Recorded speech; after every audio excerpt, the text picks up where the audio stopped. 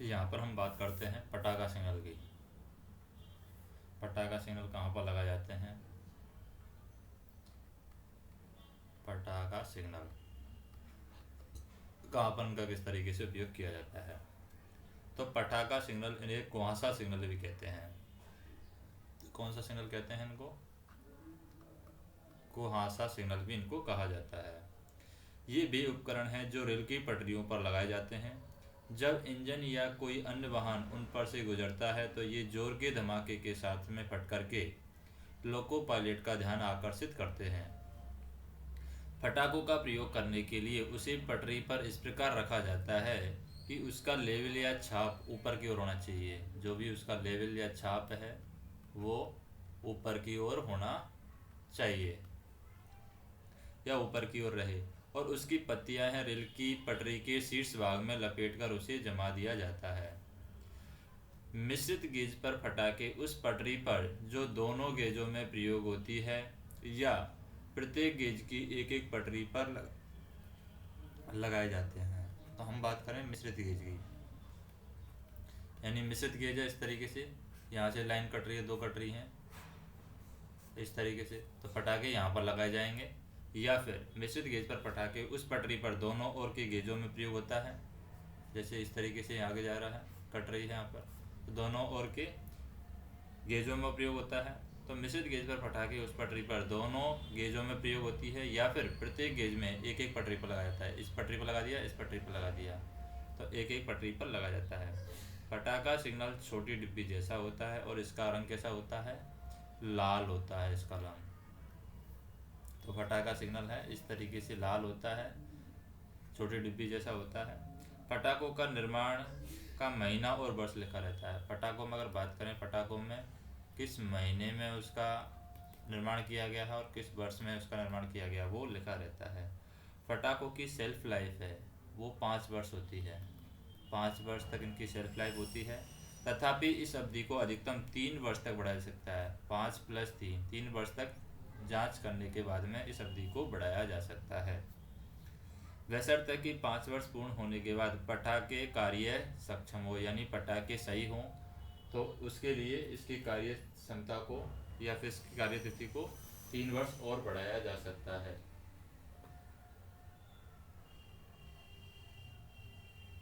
तो नेक्स्ट हम देखें कि जो 3 वर्ष बढ़ाया जाता है, इस प्रयोजन के लिए 5 वर्ष की अवधि पूर्ण होने के पश्चात प्रत्येक वंश या लॉट में से, जैसे इतने सारे पटाखे पड़े हुए हैं, इस पटाखों में से दो पटाखे निकाले जाएंगे। दो पटाखों का यहाँ पर परीक्षण किया जाएगा एक वंश में से, यानी जैसे कि 2 फरवरी 2021 को जो पटाखे बनाए गए हैं उन पटाखों में से दो पटाखे निकाले जाएंगे और उन दो पटाखों का परीक्षण किया जाएगा। यदि इस परीक्षण का परिणाम संतोषजनक मिलता है तो इस वंश या लॉट के पटाखों की अवधि को 1 वर्ष और बढ़ा दिया जाएगा, और बढ़ाई हुई अवधि खत्म होने पर उस वंश या लॉट के पटाखों की अवधि उसके निर्माण के वर्ष से अधिकतम 8 वर्ष तक बढ़ाने हेतु इसी प्रकार का परीक्षण साल में एक बार हमें करना होगा। फिर हम देखें कि पटाखे सिग्नल उन सभी कर्मचारियों को दिए जाते हैं जो गाड़ी संचालन के साथ सीधे जुड़े हुए हैं। जो कर्मचारी गाड़ी संचालन के साथ में सीधे जुड़े हुए हैं उन कर्मचारियों को पटाखों का वितरण किया जाता है या उन कर्मचारियों को पटाखे दिए जाते हैं।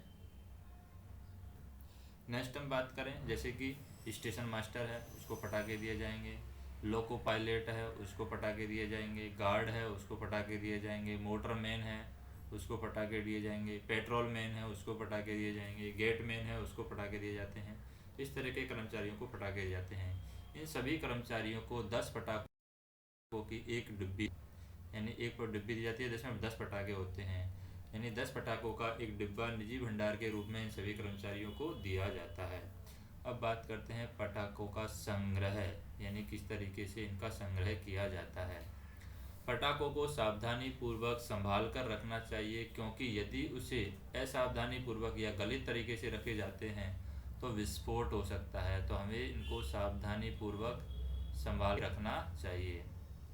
पटाखों को सूखे स्थान में रखना चाहिए, उनको नमी, भाप और बाष्प से बचाकर रखना चाहिए। पटाखों को डिब्बों को इस प्रकार से रखना चाहिए कि नया पटाखा सबसे ऊपर, जैसे कि पटाखों का डिब्बा है इसमें नया सबसे ऊपर होना चाहिए, नया पटाखा सबसे नीचे, नया पटाखा है यहाँ पर होना चाहिए, नया सबसे नीचे होना चाहिए और पुराना पटाखा ऊपर होना चाहिए। इस तरीके से पटाखों को डिब्बी में रखा जाता है। क्योंकि जैसे एक पटाखा बना हुआ है 2020 में और एक बना हुआ है 2015 में, तो पहले इसकी वैलिडिटी ख़त्म होगी, इसलिए पहले इसको निकालना ज़रूरी है। इसलिए पुराना पटाखा ऊपर, नया पटाखा नीचे रखा जाता है। अब बात करते हैं पटाखों की आपूर्ति कौन करता है, कौन कहाँ से पटाखा देता है।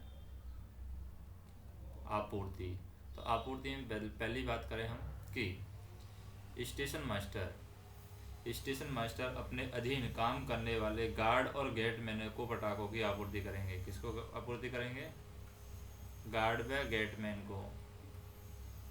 तो स्टेशन मास्टर है अपने अधीन काम करने वाले गार्ड तथा गेटमैन को पटाखों की आपूर्ति करेंगे। दूसरा हम देखें कि रेल पथ निरीक्षक, गैंगमैन, चाबी वाला, पेट्रोलमैन को पटाखों की आपूर्ति करेंगे। जो भी हमारे रेल पथ निरीक्षक हैं, रेल पथ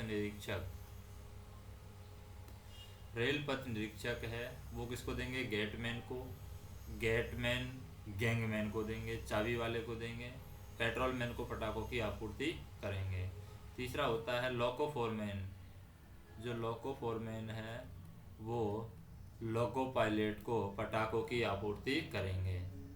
चौथा हम देखें, पटाखों की आपूर्ति करने वाले पर्यवेक्षक की यह जिम्मेदारी होगी कि उसके अधीन कार्य करने वाले कर्मचारियों के पास निर्धारित संख्या में पटाखे हैं, उनको पटाखे के प्रयोग की जानकारी है, इस बारे में वे उनका परीक्षण 3 महीने में एक बार करेंगे। 3 मंथ में एक बार उनका परीक्षण किया जाएगा। अब बात करते हैं पटाखों के परीक्षण की। पटाखों का परीक्षण,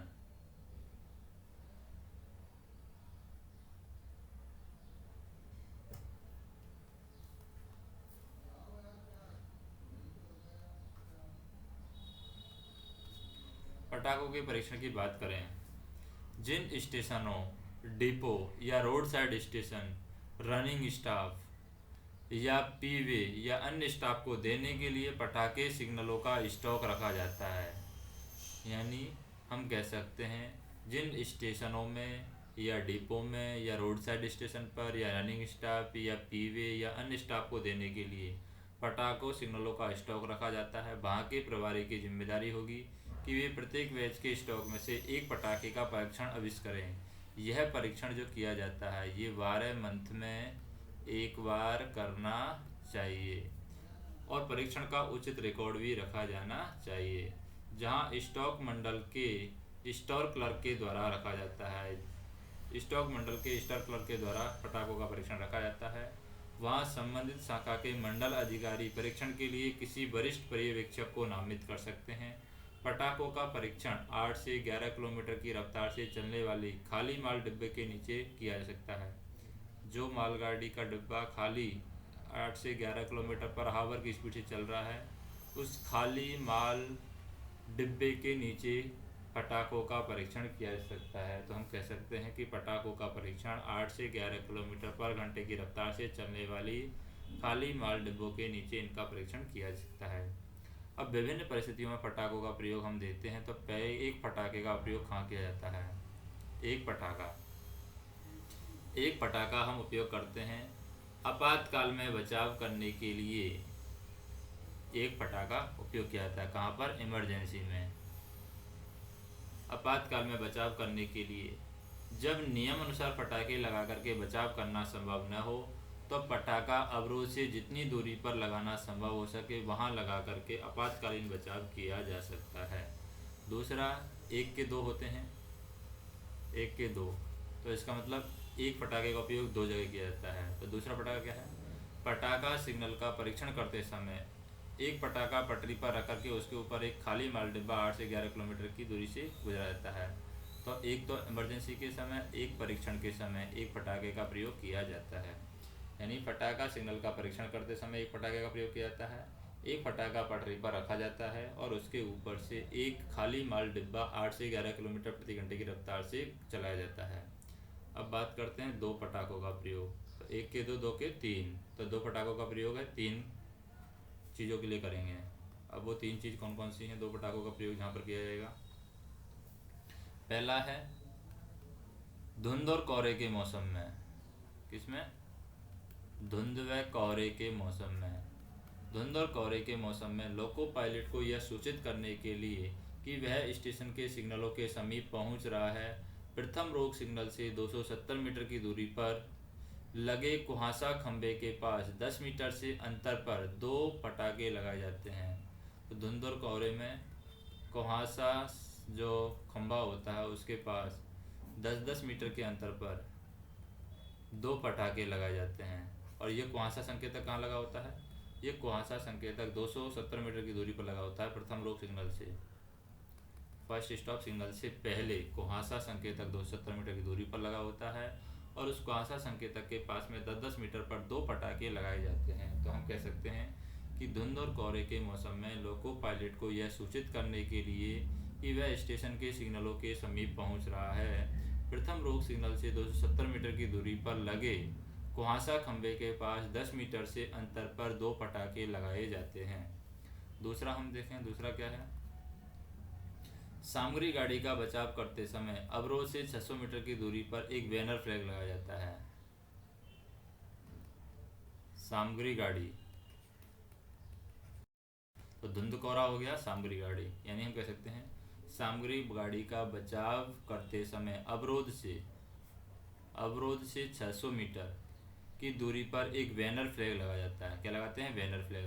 और बैनर फ्लैग के नज़दीक 10, यहाँ पर 600 मीटर की दूरी पर एक बैनर फ्लैग लगाया जाता है और बैनर फ्लैग के नज़दीक 10-10 मीटर की दूरी पर दो पटाखे लगाए जाते हैं। दोहरी लाइन पर पीछे की ओर से और इकहरी लाइन पर दोनों ओर से किया जाएगा। दोहरी लाइन पर हम करेंगे तो दोहरी लाइन पर पीछे की ओर से करेंगे और इकहरी लाइन है तो दोनों ओर से किया जाएगा। तो हम कह सकते हैं कि सामग्री गाड़ी का बचाव करते समय अवरोध से 600 मीटर की दूरी पर एक बैनर फ्लैग लगाया जाता है और बैनर फ्लैग के नज़दीक 10-10 मीटर की दूरी पर दो पटाखे लगाए जाते हैं। अगर दोहरी लाइन होगी तो पीछे से पटाखे लगाए जाएंगे दो, और अगर इकहरी लाइन होगी तो दोनों ओर से पटाखे लगाए जाएंगे। तीसरा हम देखें, तीसरा है हमारा स्वैचल सेक्शन में, यानी ऑटोमेटिक सेक्शन में। स्वैचल सेक्शन में,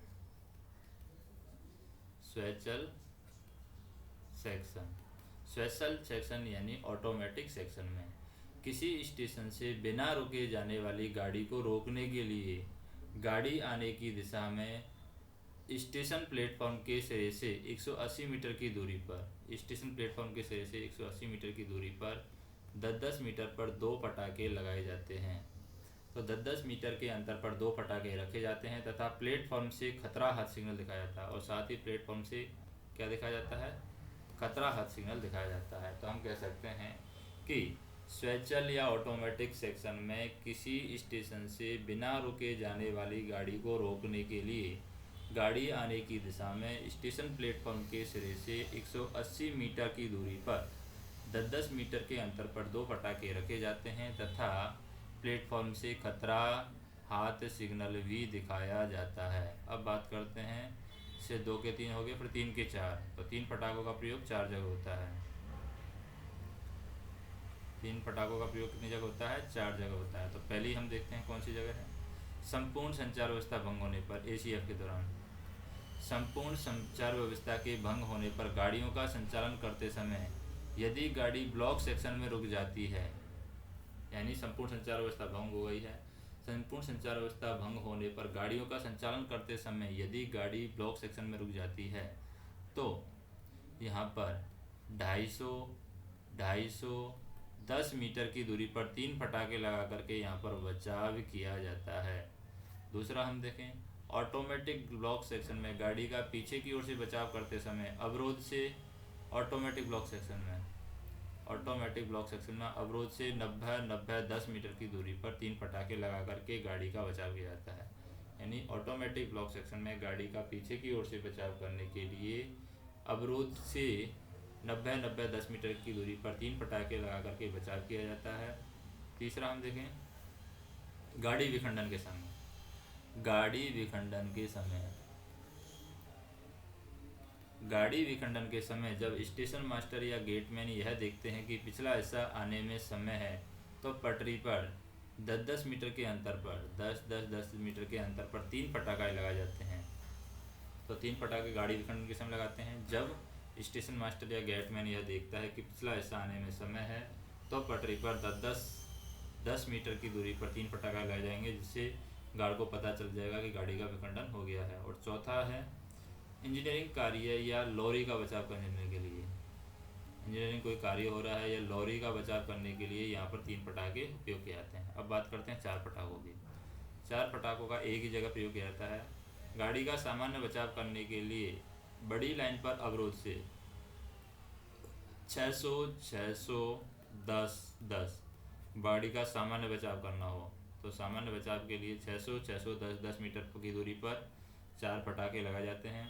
ये तो होता है ब्रॉड गेज में। नैरो गेज की बात करें, नैरो गेज में 400, 400, 10, 10 मीटर की दूरी पर पटाखे लगा करके गाड़ी का बचाव किया जा सकता है। नेक्स्ट हम देखते हैं दृश्यता परीक्षण लक्ष्य यानी VTO।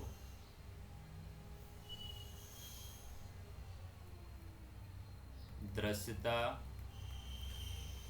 परीक्षण लक्ष्य ये स्टेशन मास्टर के लिए होता है, वैसे तो VTO। तो दृश्यता परीक्षण लक्ष्य में हम देखें दृश्यता परीक्षण लक्ष्य स्टेशन मास्टर कार्यालय से 180 मीटर की दूरी पर स्टेशन के दोनों ओर, जैसे ये स्टेशन है तो स्टेशन के दोनों ओर VTO लगा जाएगा। दृश्यता परीक्षण लक्ष्य 180 मीटर की दूरी पर स्टेशन मास्टर के कार्यालय से 180 मीटर की दूरी पर स्टेशन के दोनों ओर ये दृश्यता परीक्षण लक्ष्य लगाया जाता है। यह खंभा लकड़ी या लोहे का स्लीपर होता है जिस पर काली और पीली तिरछी पट्टियाँ होती हैं। तो लकड़ी या लोहे का खंभा होता है जिस पर काली और तिरछी क्या होती हैं, पट्टियाँ होती हैं, काली और तिरछी।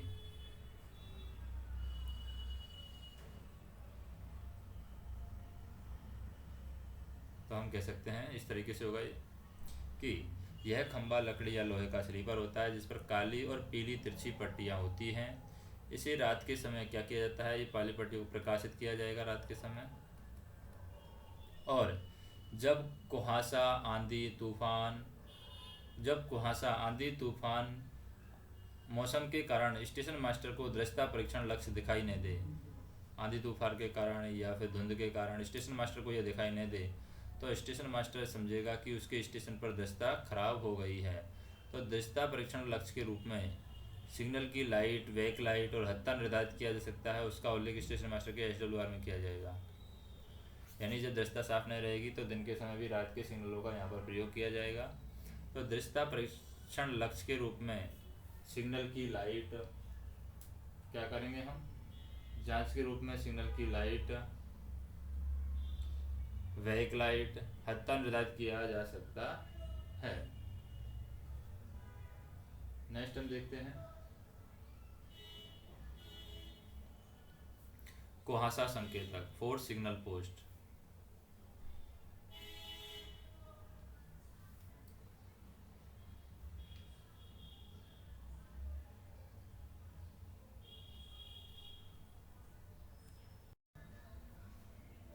कुहासा संकेतक हम देखते हैं। कुहासा संकेतक इसको बोलते हैं फॉग सिग्नल पोस्ट। कुहासा संकेतक। यह संकेतक स्टेशन के प्रथम रोक सिग्नल से गाड़ी आने की दिशा में 270 मीटर पहले लगाया जाता है। कहाँ पर लगाया जाता है, 270 मीटर पहले लगाया जाता है गाड़ी आने की दिशा में प्रथम रोक सिग्नल से। इधर से मान लीजिए गाड़ी आ रही है, प्रथम रोक सिग्नल यहाँ पर है तो इससे 270 मीटर पहले लगाया जाएगा। तो हम कह सकते हैं यह संकेतक स्टेशन के प्रथम रोक सिग्नल से गाड़ी आने की दिशा में 270 मीटर पहले लगाया जाता है और ये स्वैचल ब्लॉक सेक्शन को छोड़ करके सब में लगाया जाता है, यानी स्वैचल ब्लॉक सेक्शन में 270 मीटर पहले नहीं लगाया जाएगा। यह एक लकड़ी या लोहे का स्लीपर होता है। किसका स्लीपर होता है? लकड़ी या फिर लोहे का स्लीपर होता है, स्लीपर होता है और इस पर काली और सफ़ेद तिरछी पट्टियाँ होती हैं। MACLS में जहां अकेला डिस्टेंस सिग्नल लगा हो वहां डेटोनेटर को होम सिग्नल से 270 मीटर पहले लगाया जाएगा। डेटोनेटर मतलब जो फटाका सिग्नल होता है उसको होम सिग्नल से 270 मीटर पहले लगाया जाता है MACLS में। धुंध और कोहरे के मौसम में यह संकेतक कुहासियों की सहायता करता है। कुहासिया फोर्ड सिग्नल मैन, फॉग सिग्नल जो मैन होता है, फॉग सिग्नल मैन एक पटाखा इस संकेतक के पास तथा दूसरा पटाखा 10 मीटर के अंतर पर लगाता है। तो धुंध और कोहरे के मौसम में कुहासे की सहायता करता है और यहाँ पर पटाखे लगाए जाते हैं 10-10 मीटर के अंतराल पर। एक पटाखा तो यहाँ पर लगाया जाएगा जहाँ पर संकेतक है, यानी एक पटाखा संकेतक के पास और एक पटाखा 10 सेंटीमीटर या 10 मीटर के अंतर पर दूसरा पटाखा लगाया जाएगा।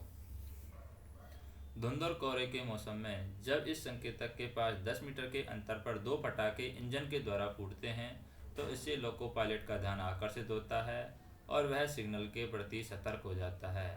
कोहरा संकेतक खंभा केवल उन्हीं स्टेशनों पर लगाया जाएगा जहां डेटोनेटर रखने की आवश्यकता हो। जहां पर पटाखे सिग्नल हैं, डेटोनेटर रखने की आवश्यकता हो, वहीं पर ये लगाया जाएगा। यानी हम कह सकते हैं कोहरा संकेतक खंभा केवल उन्हीं स्टेशनों पर लगाया जाएगा जहां पर डेटोनेटर रखने की आवश्यकता हो। कुछ परिस्थितियां हैं जिसमें लोको पायलट को रोक सिग्नल का स्थान बताने के लिए पटाखों की आवश्यकता नहीं है, अर्थात वहां कुहासा संकेतक खंभा नहीं लगाया जाएगा। तो ऐसे हम कह सकते हैं कुछ ऐसी परिस्थितियां हैं जिसमें लोको पायलट को रोक सिग्नल का स्थान बताने के लिए पटाखे रखने की आवश्यकता हमें नहीं है, अर्थात वहां कुहासा संकेतक खंभा लगाने की आवश्यकता नहीं है। कौन कौन सी वो परिस्थितियां हैं? पहली परिस्थिति देखें, ऐसा सेक्शन जिसमें इंजन में विश्वसनीय कोहरा सुरक्षा उपकरण लगा हो। क्या लगा हुआ हो? विश्वसनीय कोहरा सुरक्षा उपकरण, यानी ऐसा इंजन जिसमें विश्वसनीय कोहरा सुरक्षा उपकरण लगा हो वहाँ पर कुहासा संकेतक लगाने की आवश्यकता नहीं है, पटाखे लगाने की आवश्यकता नहीं है। जहाँ पूर्व चेतावनी की पर्याप्त सुविधा हो अथवा ऐसे स्टेशन पर जहाँ डबल डिस्टेंस सिग्नल हो, डबल डिस्टेंस सिग्नल होगा वहाँ पर भी जो फॉग सिग्नल लगाने की आवश्यकता नहीं है। ऐसे स्टेशन पर जहाँ अधिकतम गति 15 kmph है, क्योंकि 15 kmph पर तो गाड़ी वैसे ही कंट्रोल हो जाती है, तो ऐसे स्टेशन जहाँ पर अधिकतम गति 15 kmph है, चाहे स्टेशन पर पूर्व चेतावनी सिग्नल न भी लगाए गए हों किंतु चेतावनी बोर्ड लगा हो, तो हम कह सकते हैं कि ऐसे स्टेशन पर जहां अधिकतम 15 kmph की गति है, चाहे स्टेशन पर पूर्व चेतावनी सिग्नल न भी लगाए गए हों तो भी किंतु चेतावनी बोर्ड लगाया गया है तो वहाँ पर भी हम नहीं लगाएंगे फॉग सिग्नल को। चौथा हम देखें, जहाँ खंड की गति 50 kmph से कम है, जिस खंड में 50 kmph से गति कम है किंतु 15 kmph से अधिक है, 50 से कम है लेकिन 15 से ज़्यादा है, 15 से ज़्यादा, तथा स्टेशन का पहला सिग्नल रोक सिग्नल नहीं है और स्टेशन का पहला सिग्नल है वो रोक सिग्नल नहीं है, वहाँ पर भी इसको लगाने की आवश्यकता नहीं है। जैसे कि स्वचालित सिग्नल क्षेत्र में इसको लगाने की आवश्यकता नहीं है, फाटक सिग्नल पर इसको लगाने की आवश्यकता नहीं है, प्रस्थान सिग्नल पर इसको लगाने की आवश्यकता नहीं है, रेल पथ या ऊपरी उपस्कर सिग्नल के अनुरक्षण के कारण जिस स्थान पर अस्थायी गति प्रतिबंध लागू किया गया है, यानी रेल पथ की वजह से अस्थायी गति प्रतिबंध लगाया गया है या फिर सिग्नल के अनुरक्षण के कारण अस्थायी गति प्रतिबंध लगाया गया है या OHE के कारण अस्थायी गति प्रतिबंध लगाया गया है, वहाँ पर भी हमें फॉग सिग्नल पोस्ट लगाने की आवश्यकता नहीं है। तो हम इन दोनों में अंतर देख सकते हैं कि दृश्यता परीक्षण लक्ष्य और कुहासा संकेतक खंभा क्या है। दृश्यता परीक्षण जो लक्ष्य है, यह सिग्नल किसी सिग्नल के रूप में, सिग्नल लाइट के रूप में या खंभे के रूप में निर्धारित किया जा सकता है, जो दृश्यता परीक्षण लक्ष्य है। जबकि कुहासा संकेतक खंभा है यह हमेशा खंभे के ऊपर में ही होता है, जबकि दृश्यता परीक्षण लक्ष्य है वो किसी सिग्नल के रूप में हो सकता है, सिग्नल लाइट के रूप में हो सकता है, खंभे के रूप में भी निर्धारित कर सकते हैं। जो दृश्यता परीक्षण लक्ष्य है, यदि VTO खंभे के रूप में निर्धारित किया गया है तो उस पर काली और तिरछी पीली तिरछी लाइन होगी, काली और पीली तिरछी दृश्यता परीक्षण लक्ष्य में। जबकि कुहासा संकेतक में इस सिग्नल के खंभे पर काली सफ़ेद तिरछील पट्टियाँ होती हैं। और जो BTO है दृश्यता परीक्षण लक्ष्य है। यदि BTO खंभे के ऊपर में या खंभे के रूप में निर्धारित किया गया है तो स्टेशन मास्टर कार्यालय से 180 मीटर की दूरी पर लगाया जाएगा। जबकि कुहासा संकेतक है यह स्टेशन के प्रथम रोक सिग्नल से 270 मीटर की दूरी पर गाड़ी आने की दिशा में लगाया जाता है। दृश्यता परीक्षण लक्ष्य है, इसे रात में प्रकाशित किया जाता है। जबकि कुहासा संकेतक खंभा है, इसे रात में प्रकाशित नहीं किया सकता, यह नहीं कर सकते। दृश्यता परीक्षण लक्ष्य है, यह स्टेशन मास्टर की सहायतार्थ होता है। जबकि कुहासा संकेतक खंभा है, ये कुहासियों की सहायता के लिए होता है। अब बात करते हैं धुंध और कोहरे के मौसम में गाड़ियों का संचालन।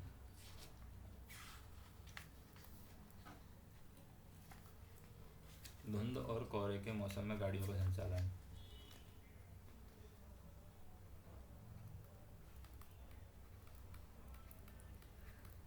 धुंध और कोहरे के मौसम में गाड़ियों का संचालन किस तरीके से किया जाएगा। तो पहला पॉइंट हम देखते हैं कि धुंध, कोहरे या तूफानी मौसम में जब स्पष्ट दिखाई नहीं देता है तो दिन के समय भी रात के सिग्नलों का प्रयोग किया जाएगा। दिन के समय भी हम रात के सिग्नलों का प्रयोग करेंगे, उनका पालन करेंगे।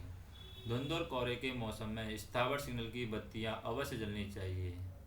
जो फिक्स्ड सिग्नल हैं उनकी लाइट यहाँ पर अवश्य जलनी चाहिए।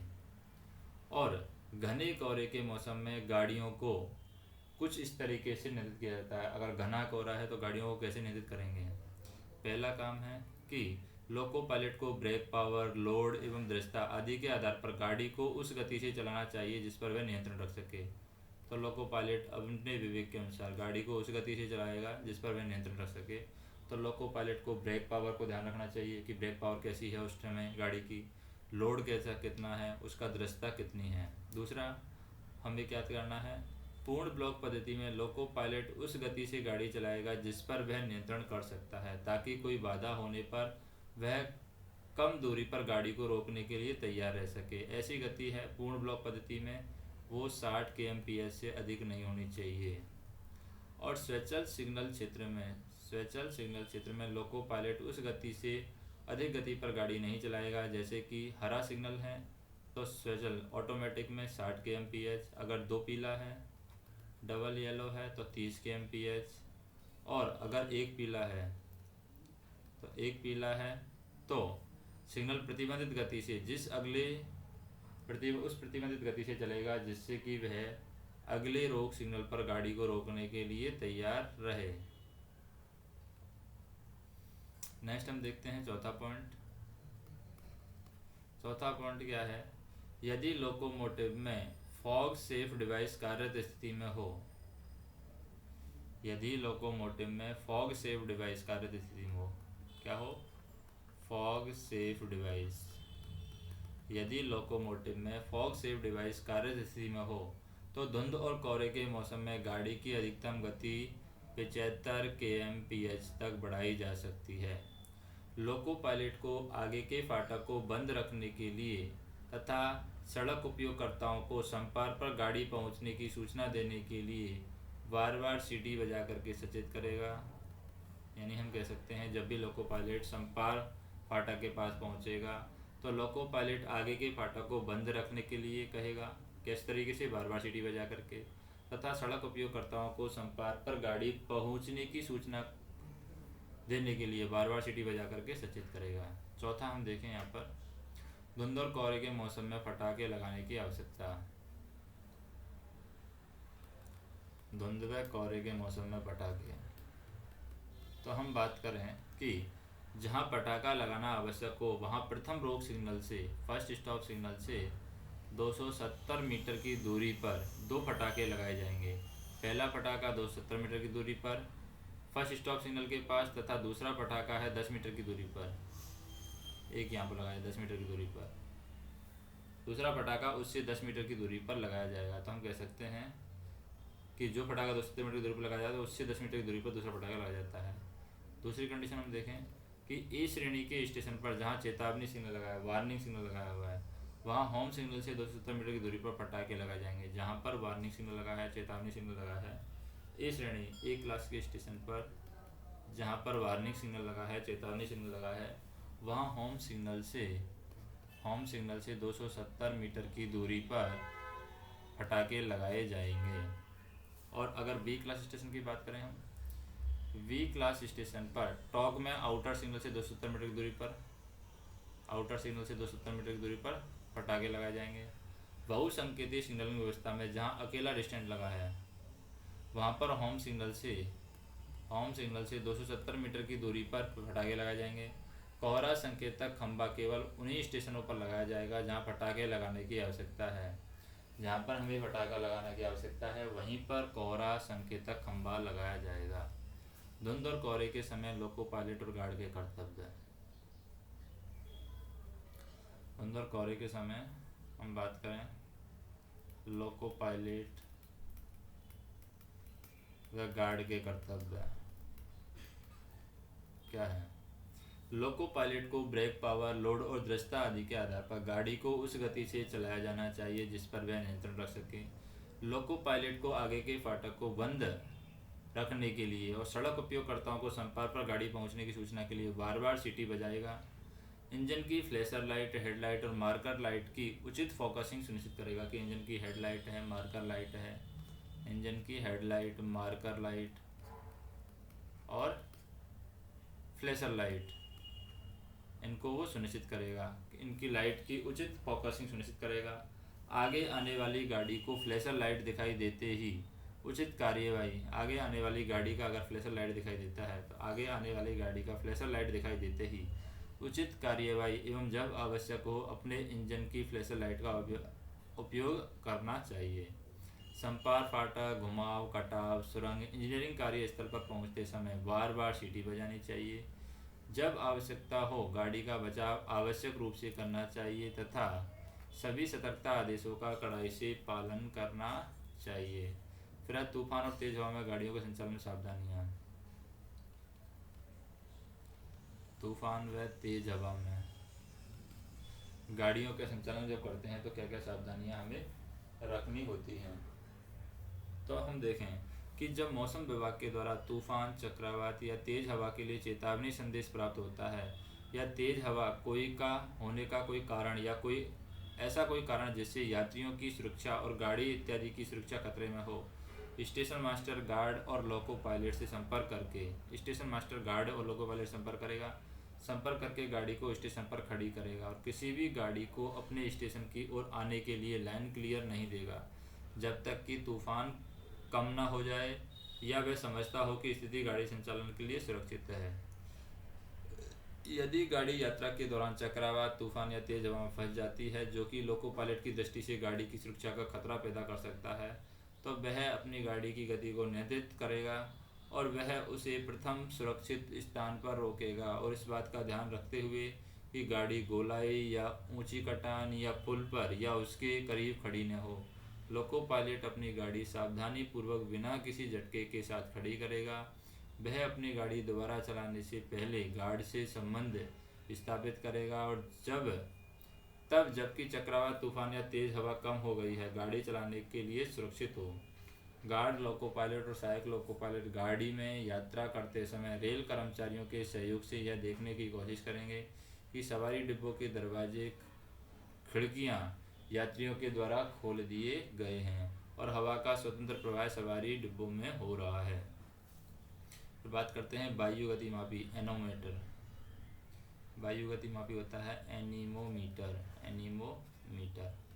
वायु गति मापी खतरनाक स्थानों या विशेष रूप से चुने हुए पुलों के संदर्भ में जिन स्टेशनों के करीब ये पुल होते हैं वहाँ पर वायु गति मापी लगाए जाते हैं। वहाँ के स्टेशन मास्टर वायु गति मापी में हवा की गति पर ध्यान रखेंगे और जब वायु की गति खतरे निशान से ऊपर हो जाए यानी कि 72 kmph या नैरो गेज में 30 kmph, ब्रॉड गेज में 72 kmph वायु गति हो जाती है या नैरो गेज में 30 kmph वायु की गति हो जाती है तो कुछ कार्य करेंगे। जैसे स्टेशन मास्टर खंड नियंत्रक या दूसरे ओर के स्टेशन मास्टर को शीघ्र सूचित करेगा जिससे कि गाड़ियों के संचालन को नहीं किया जा सके। स्टेशन मास्टर गाड़ी को न तो स्टार्ट करेगा, न ही अपने स्टेशन से जाने देगा और न ही बगल वाले स्टेशन पर इंतजार करते हुए गाड़ी को लाइन क्लियर देगा।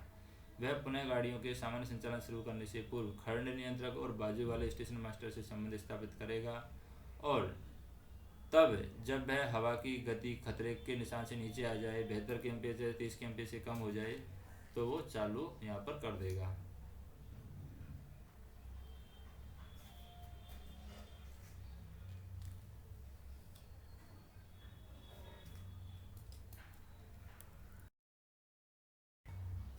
अब बात करते हैं हम हाथ सिग्नलों के बारे में। हाथ सिग्नल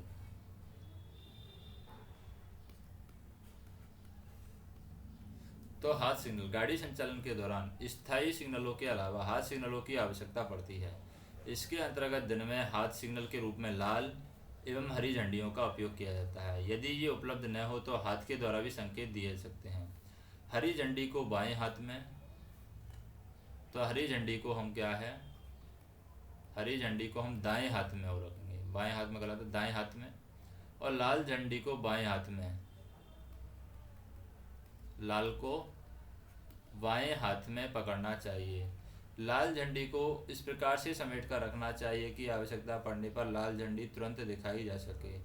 रात के समय हाथ सिग्नल का उपयोग करने के लिए हैंड सिग्नल लैंप दिया जाता है। कौन सा दिया जाता है? Hand signal lamp. ये रात के समय दिया जाता है। इसमें लाल एवं हरे कांच की स्लाइड होती है।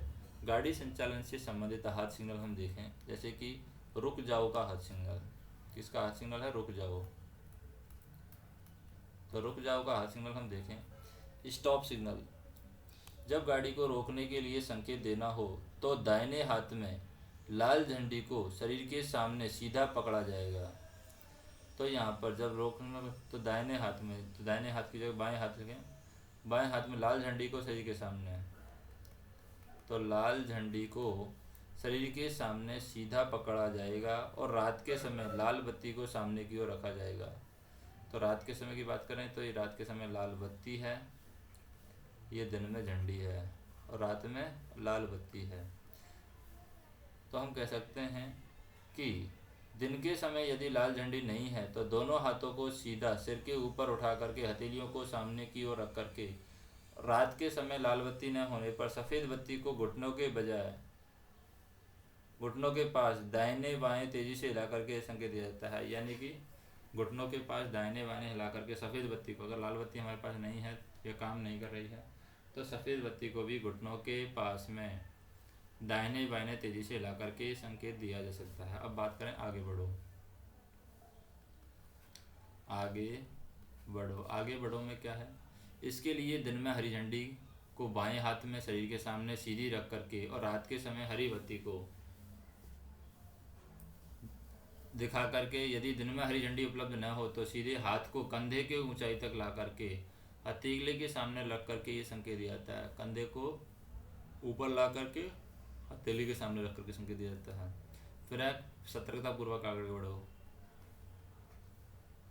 सतर्कता पूर्वक आगे बढ़ो।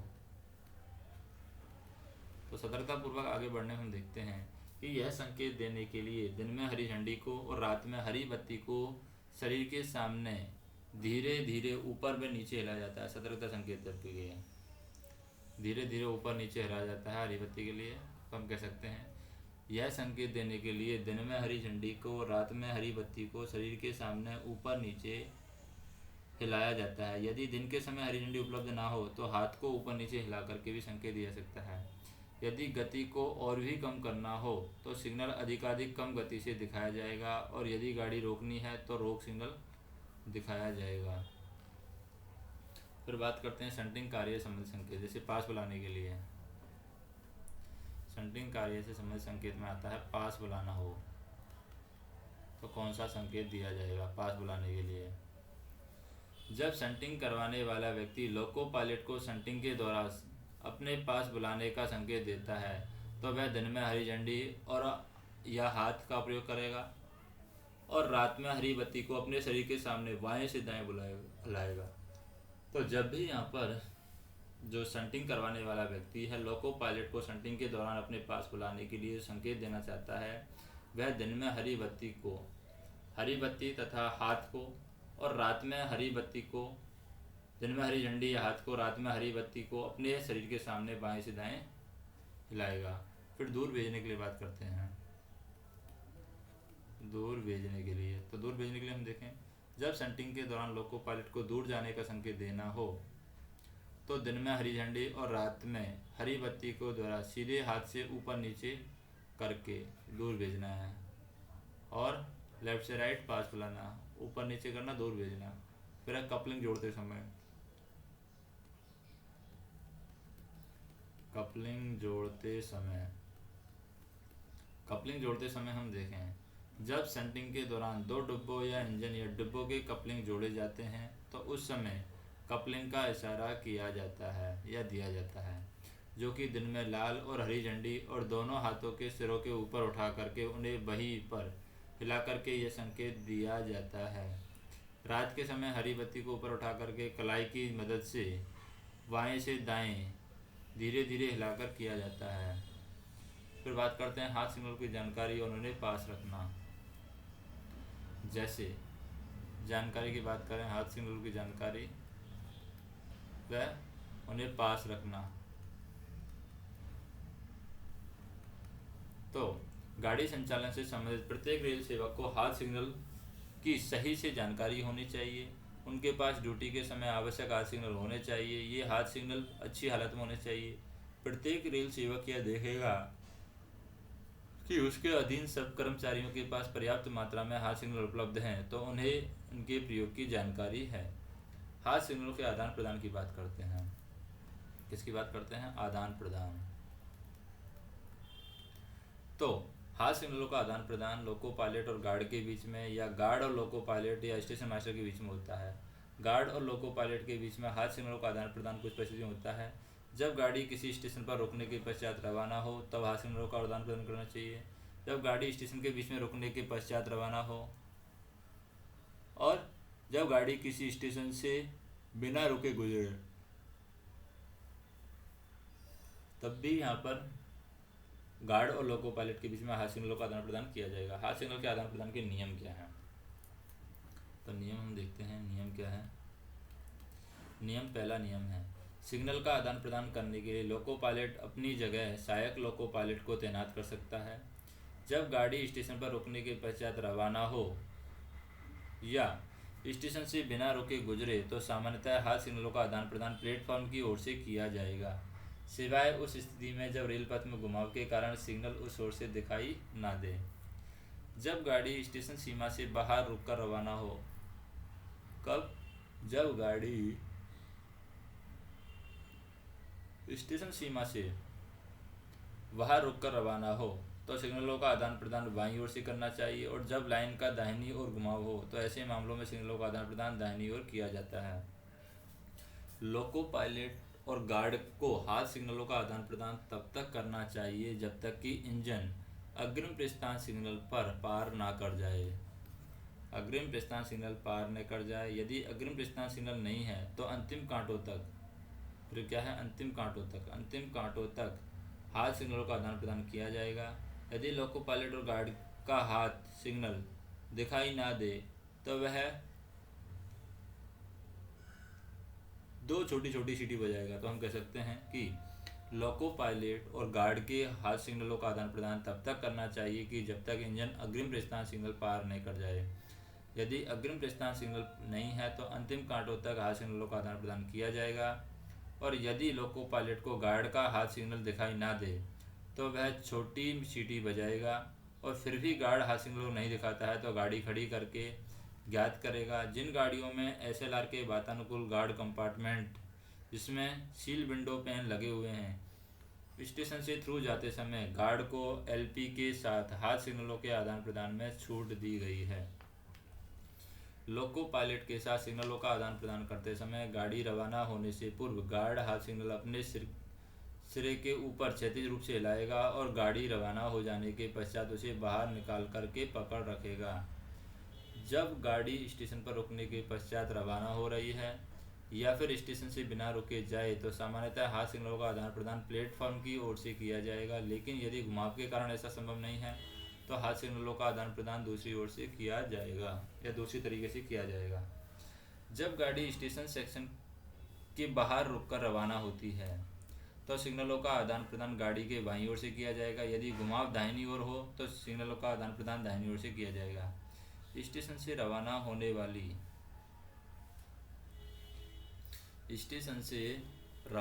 होने वाली गाड़ी के मामले में जब गार्ड का हाथ सिग्नल लोको पायलट को लंबी गाड़ी या घुमाव के कारण दिखाई ना दे तो वॉकी टॉकी के द्वारा गाड़ी को रवाना करने के लिए सूचित करेगा। प्रस्थान सिग्नल ऑफ होने की सुनिश्चित होने के बाद और जब तक सिग्नल दिखाएगा तब तक कि लोको पायलट सहायक लोको पायलट के द्वारा स्वीकृति नहीं दे दी जाए।